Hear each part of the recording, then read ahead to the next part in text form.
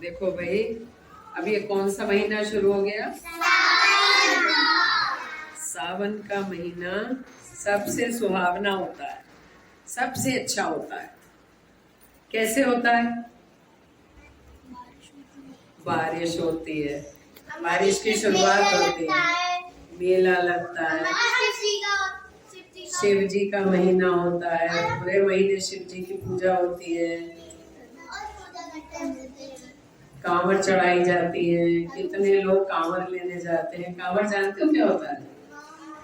हरिद्वार से जल भर के और वहां से पैदल चलते हैं और शिव जी के मंदिर में चढ़ाते हैं। कोई भोला भोकरनाथ चढ़ाता है, कोई बरेली चढ़ाता है,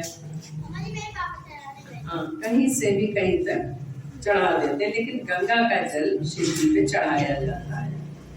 तो ये बड़ा यात्रा होती है, कांवड़ यात्रा, और आजकल तो उसकी बड़ी धूमधाम है। तो देखो, सावन का महीना जो है साल में एक बार आता है, और ये सावन का महीना जब आता है तो स्कूल खुलते हैं उस समय, जुलाई में, और उस समय रेनी डे भी खूब होते हैं, क्योंकि सुबह को बारिश हो रही है, स्कूल छुट्टी हो गई। लेकिन सावन का महीना बहुत गर्मी के बाद जब आता है तो बरसात होती है, तो एक तो बड़ी तसल्ली मिलती है, ठंडक पड़ती है। पृथ्वी पे जो सब सूखा पड़ा होता है वो बारिश के आने से हरा भरा हो जाता है। इस समय आप अगर अपनी गाड़ी में बैठ के घूमने निकले तो आप देखते सारे पत्ते पेड़ों के हरे भरे धुले हुए।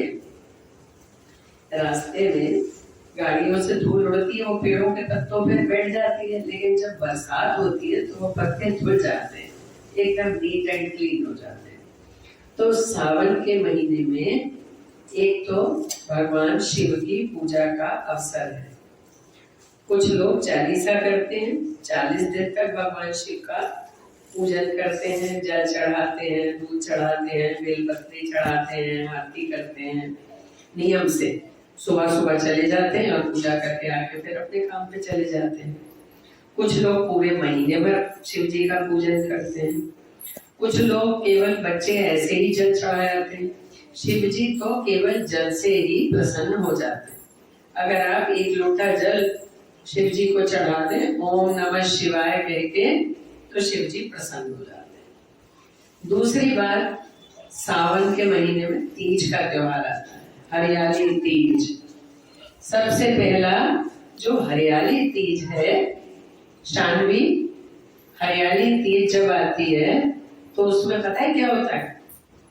स्त्रियां तो पार्वती जी की पूजा करती हैं और उनको भेंट देती हैं, साड़ी देती हैं, चूड़ी देती हैं, बिछुए देती हैं, मिठाई देती हैं, ये सब चीजें देती हैं और खूब श्रृंगार करती हैं।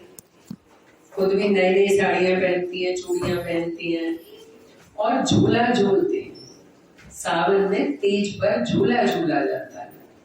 पहले गांव में तो पेड़ों पे झूले पड़ते थे और पेड़ों पे, आम के पेड़ पे झूला डाल के लड़कियां झूलती रहती थी बहुत बहुत देर तक। लेकिन अब शहरों में तो वैसे झूले आवे हैं, बेत वाले झूले होते हैं, लोग अपने घरों में डाल लेते हैं और आराम से झूलते रहते हैं।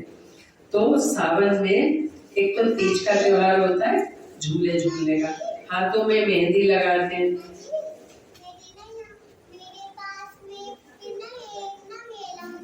हाँ, मेला लगने वाला है, उसमें आप जाएंगे, मेला देखने जाएंगे आप।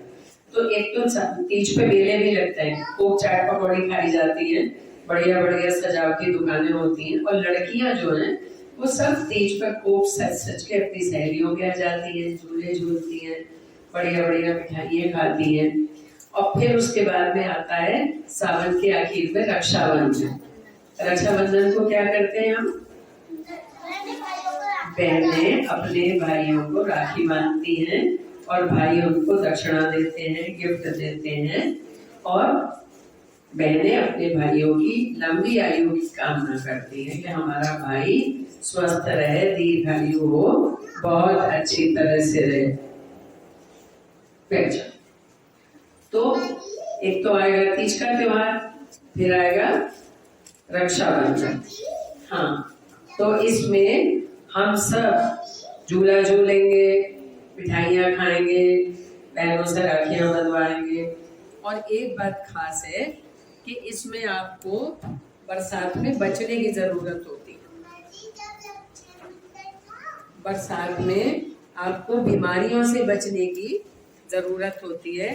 कीट पतंगे निकल आते हैं, मच्छर निकल आते हैं, लाइट में आने लगते हैं, मच्छर काट लेते हैं। तो इसमें आपको गंदगी में नहीं जाना है, साफ सुथरा रहना है, कटे हुए फल नहीं खाने हैं, ताजे काट के फल खाओ, रखे हुए नहीं खाने हैं, बासी भोजन नहीं करना है, कोई भी कोई चीज नहीं छोड़नी है। तो इसलिए सावन का महीना जितना सुहावना है उतना ही डरावना हो जाएगा अगर सावधानी नहीं रखो। और दूसरे, इस महीने में पेड़ बहुत लगाए जाते हैं, वृक्षारोपण होता है, आपके स्कूलों में भी वृक्षारोपण हुआ होगा। तो इसलिए बहुत ध्यान से इस सावन के महीने को मनाना है। हर हर महादेव करके शिव जी का पूजन करना है, शिव जी के दर्शन करने हैं, शिव जी को जल चढ़ाना है। बोलो हर हर हर महादेव, हर हर हर महादेव। बोलो